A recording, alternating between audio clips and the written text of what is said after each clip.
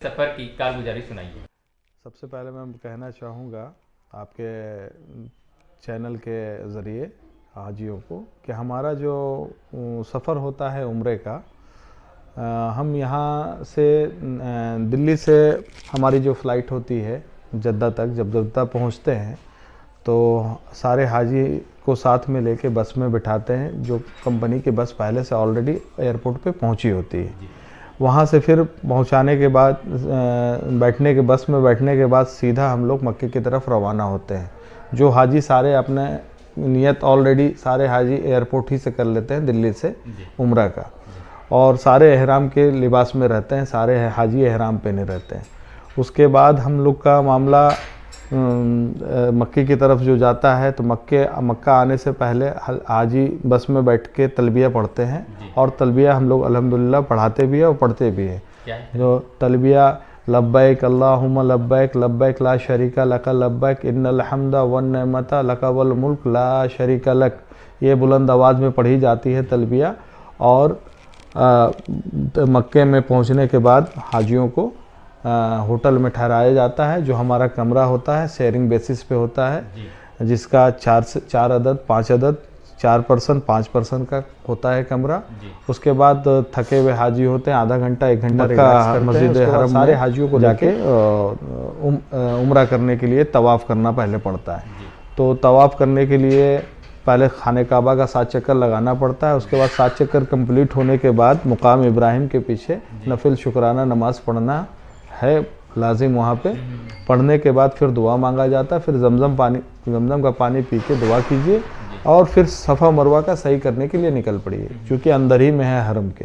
तो फिर सफ़ा मरवा का 7 चक्कर लगाने के बाद और उसके बाद फिर हलक करना पड़ता है। हलक कराने के बाद ही आप एहराम से फारिग हो सकते हैं। आपका उम्रा अल्हम्दुलिल्लाह कंप्लीट हो जाता है।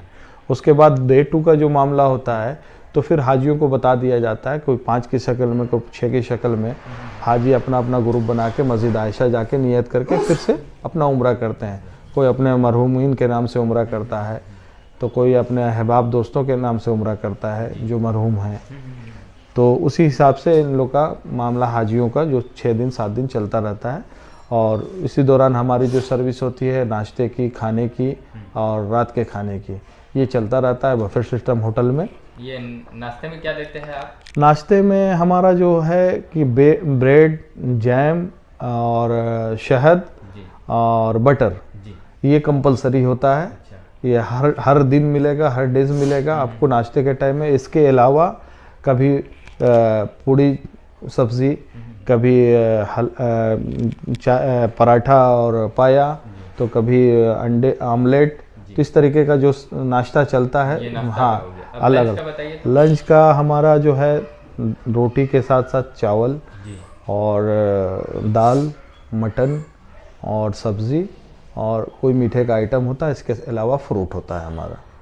आप सुन रहे थे मक्का की तफसीली बातें। आइए अब हम सुनते हैं मदीना की तफसीली बातें। जी अल्हम्दुलिल्लाह, मदीने में जब मक्के से कंप्लीट 7 नाइट हो जाते हैं, तो फिर हम लोग मदीने के लिए निकलते हैं। मदीने में पहुंचने के बाद हमारा मदीने में क़याम होता है तकरीबन 9 नाइट्स का।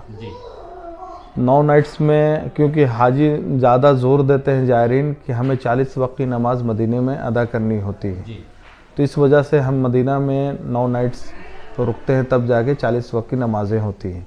तो मदीना में कुछ मक्के की तरह तो नहीं है उम्रा करना है, एहराम पहनना, ऐसा कुछ नहीं है। मदीने में सिर्फ आप जाके नमाज़ अदा करते हैं, और फिर एक दिन बारी आती है डे 3 डे 4 की, जो ज़ियारत की होती है। तो उसमें क्या होता है कि ज़ियारत हाजी मस्जिद कुबा की, जो इस्लाम की पहली मस्जिद है, वहाँ जाके 2 रकात नमाज अदा करते हैं, नफिल नमाज।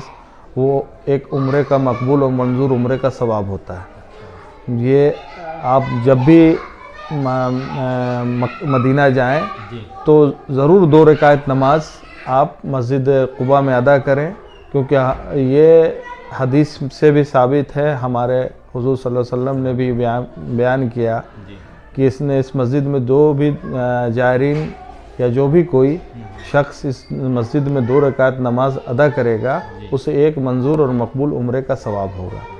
तो वहाँ से जब ज़ियारत हो जाती है, नमाज अदा कर लेते हैं, तो सारे ज़ायरीन फिर मस्जिद क़िबलतैन, सबा मसाजिद और जंग ओहद की ज़ियारत के लिए निकलते हैं और सारी ज़ियारतें करने के बाद वापस अपने होटल में आ जाते हैं। और उसके बाद फिर हाजियों को टाइम अच्छा खासा मिल जाता है मदीने में, तो अपना मदीने के तबरुकात हैं, मार्केट का जो मामला है, तो अल्हम्दुलिल्लाह क्योंकि मैं ख़ुद मदीने में 15 साल रहा हूँ, तो हमें सब चीज़ की रेट वगैरह और दुकानदारों से भी जान पहचान है। वहाँ की ज़बान है अपने पास, अरबी ज़बान भी बोल लेता हूँ, समझ भी लेता हूँ, तो इससे हाजी को बहुत सहूलियात होती है। ये सुन रहे थे आप नदीम अशरफ साहब से उम्रा की तफसीली कारगुजारी।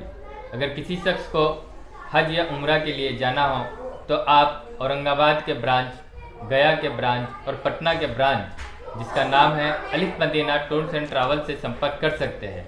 बाकी की सारी तफसीली हिदायत आपको डिस्क्रिप्शन में दी जाएगी। आप वहां जाकर नदीम अशरफ साहब से रब्ता कर सकते हैं और जानकारी हासिल कर सकते हैं।